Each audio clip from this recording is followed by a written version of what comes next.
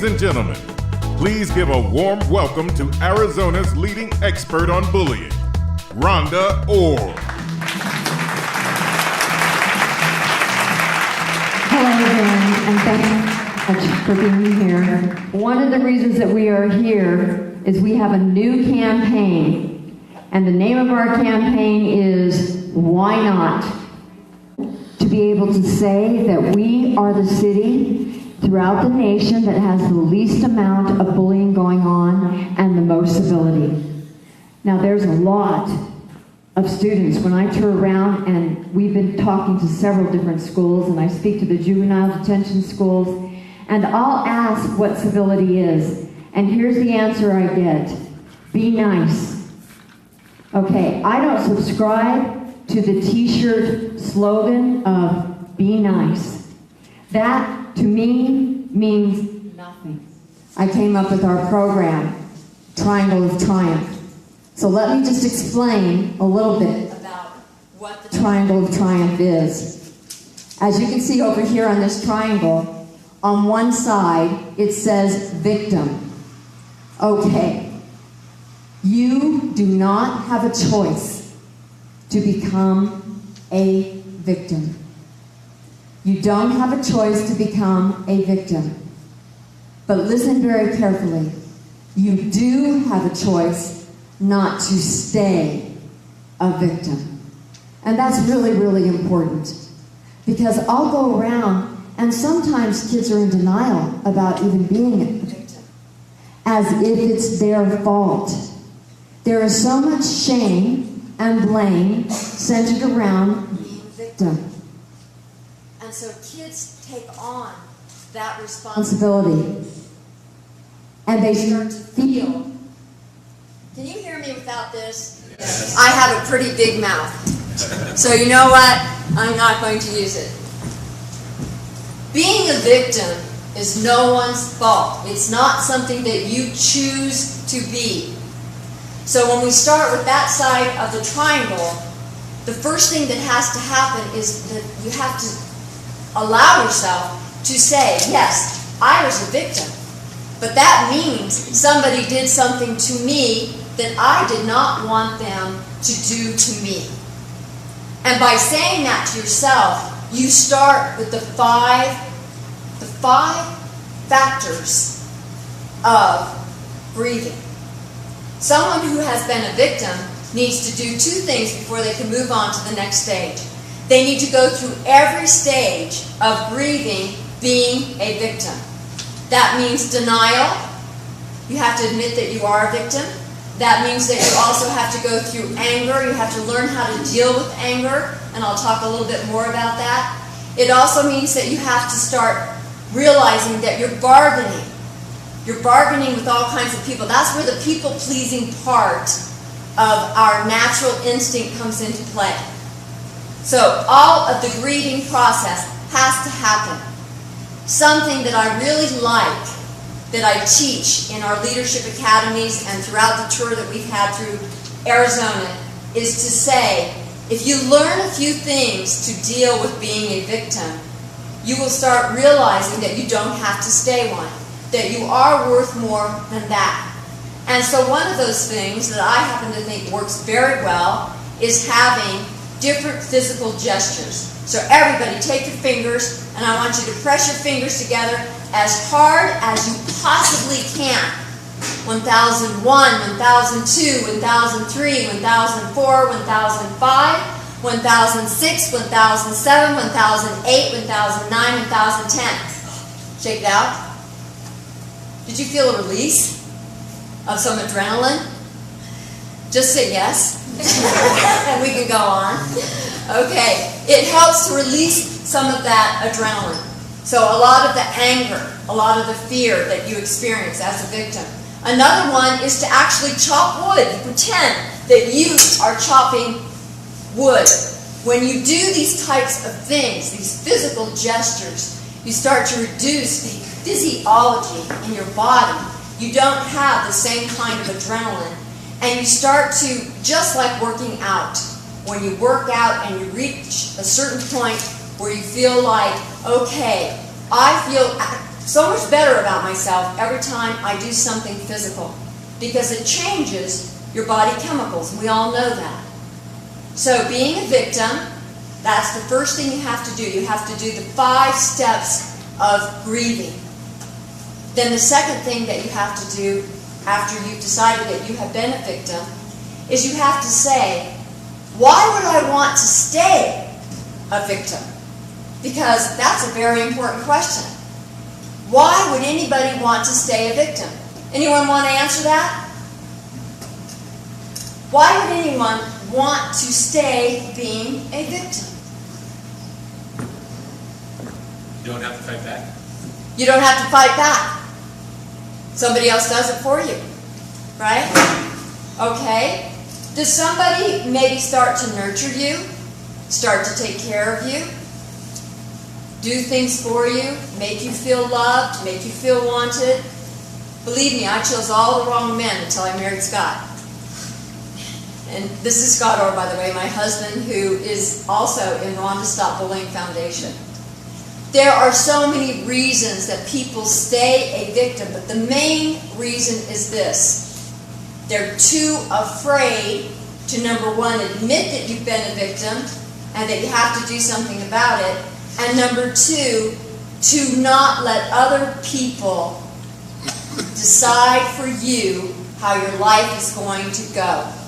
When you're a victim, you are a magnet to every controlling person on the planet. You just speak loud and clear, I'm needy, come help me. So they do. And they start flocking to help you. And as a victim, you start going, wow, this is really nice. Oh, I have friends. I have people that care about me. I have people that love me. I have people that are going to take care of me. I'm comfortable now. It's not so bad being a victim. And if they make all the choices for me, I don't have to do it. Not always do we think that. Some of you may not have ever thought to yourself that you actually have a choice. You can say, I choose today not to stay a victim. I did nothing wrong. Someone did something wrong to me. It was bad. I'm going to grieve about it. But then I'm going to do something magical. I'm going to decide and choose not to stay a victim. So if you decide not to be a victim, then you have to look at where you're going to go. So the next part of this triangle of triumph is survivor. Now, in my experience of having been really very badly abused as a child, and being new at every school, and just being new anywhere makes you different. In fact, I remember one time slipping and falling in front of a bus in Cincinnati, Ohio, in my senior year, and that was it. It was my second day of school, that was it. I was bullied for the whole rest of the 3 months that I lived there. Besides, it's gray and dark and dreary. So, when you decide that you're not going to stay a victim and you make that choice, then you get to take hold of your life again. But here's a caution. Those people that started flocking to you, that started seeing you as a magnet, they're not going to be happy. You know why? Because they're codependent. They need to take care of you. It makes them feel purposeful. And if they lose control of you, then what do they have? What's their purpose in life? What is their worth? If you say, okay, no, I don't want to do that, it's going to make your newfound friends that you got from being a victim to begin with become very upset with you. And when you make the choice that you're going to define your own self and you are going to be a survivor, they're not going to like it, and a lot of people are not going to accept it, and it's a lot to fight against. However, it can be done. Now, people used to say to me, you're such a survivor, Rhonda. And I used to think, well, what does that mean? I put one foot in front of the other, and I exist. And when I started thinking about it and talking to myself, all that self-talk that we have going on, I said, this doesn't mean anything.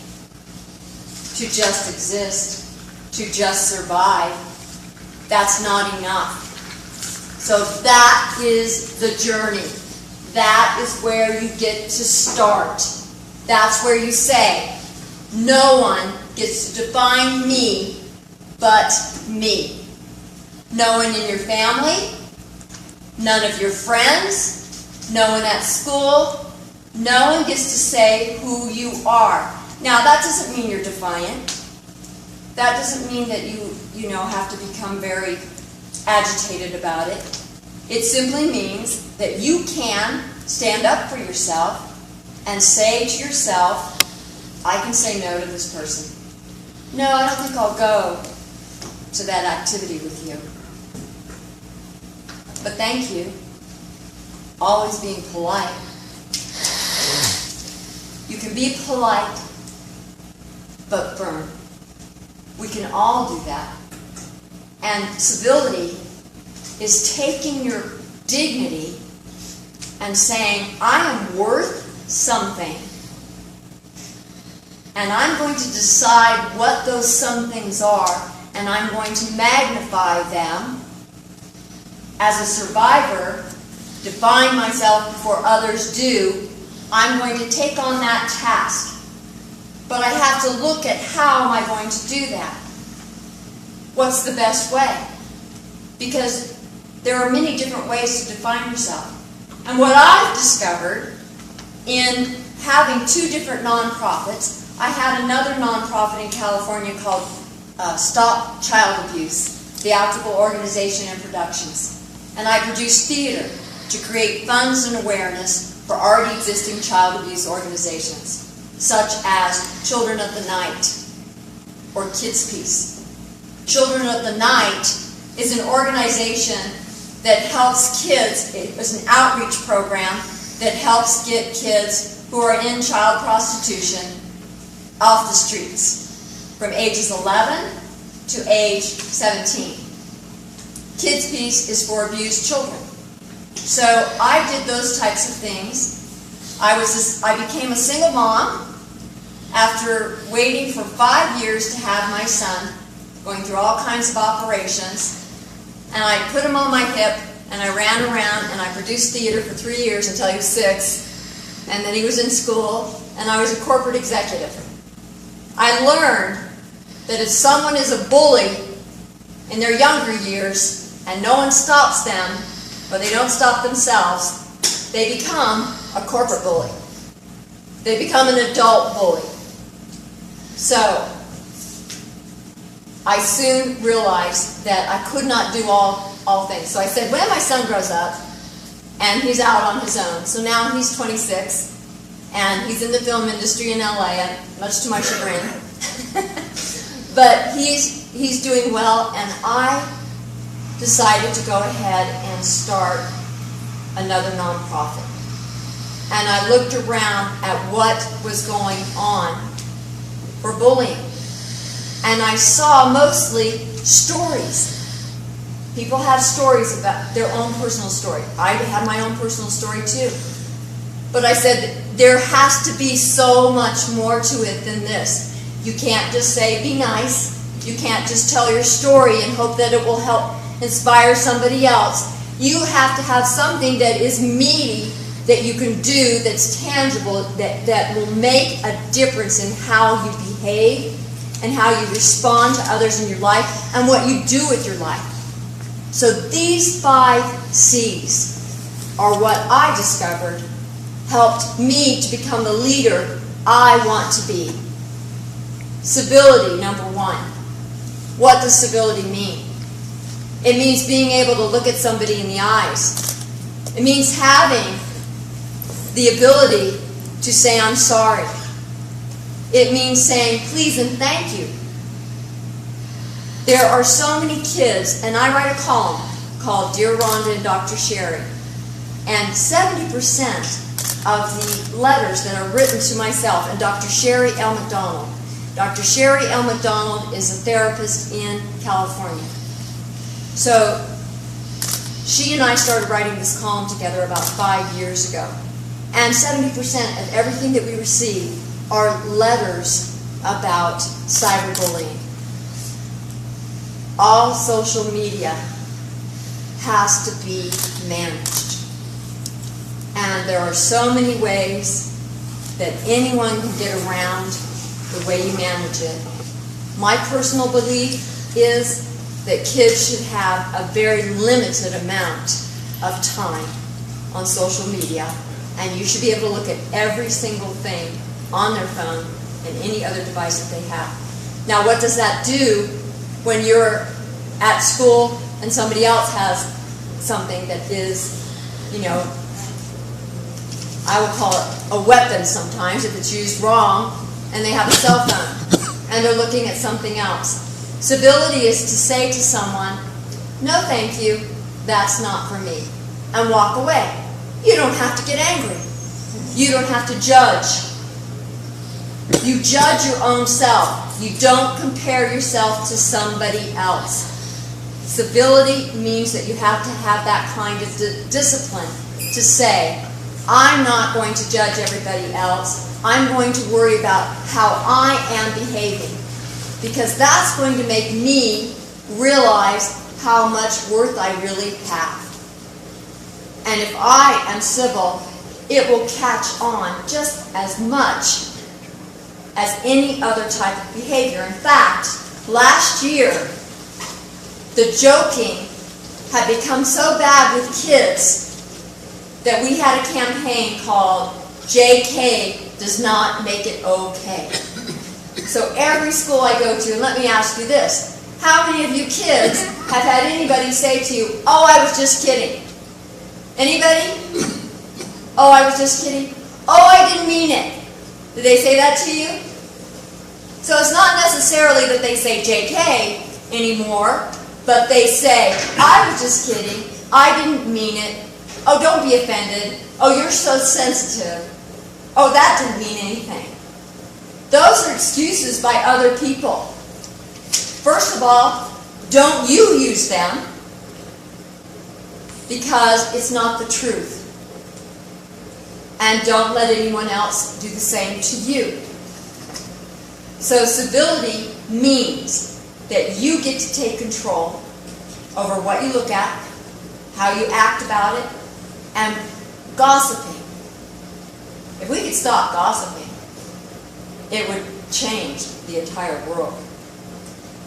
There used to be, and I used to show it a long time ago, but 23 years ago when I had another nonprofit, Thumper from the movie Bambi, if you don't have something nice to say, don't say nothing at all, that kind of mentality. Now, am I perfect at anything that I teach? No. But I know what's right, and I know what's wrong. And we all do, because you feel good about yourself when you make the right choice. And when you can say to another kid, I don't want to look at that. Or, please don't tell me that you're just joking. That's not going to fly. So let's think of another answer. So think to yourself how you could say that. Okay? If you have a partner with you, turn to them right now and pretend that one of you says, "Oh, I was just kidding." And then I want you to see what response you would say. Okay? Go.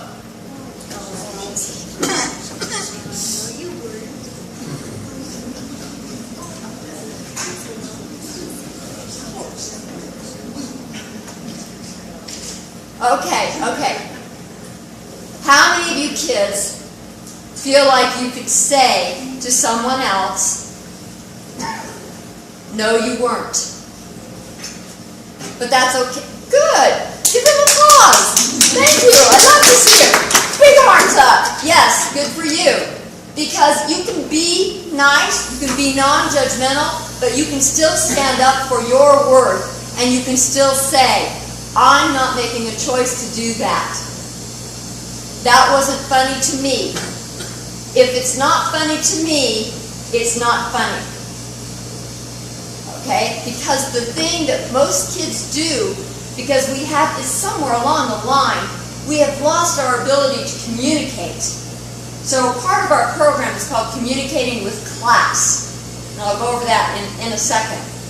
But when I say we've lost our ability to communicate, one way that people start conversations with someone else when they don't know what else to do as kids is to use your social media and say, look at this, isn't this funny? Yeah, ha ha ha ha ha. The whole world is not about amusement. It's not about finding something that's entertaining. It's not finding everything in the whole wide world that is going to make somebody else laugh. Being with someone and showing them something that's amusing or entertaining to you and sharing it with someone else gives you a false sense of intimacy with that person. Anybody know what I mean by the word intimacy? Closeness. It gives you a sense of feeling close to someone else by sharing those kinds of things. However, that's not what's happening. You are showing someone something that's possibly not even funny, not appropriate, not the right thing to do. You don't really want to see it, or you didn't think it was funny, and now you're in a position to kind of go along with it. And that's where it starts. And when friendships start based on amusement, based on joking, and you don't stop it, then you can become the victim.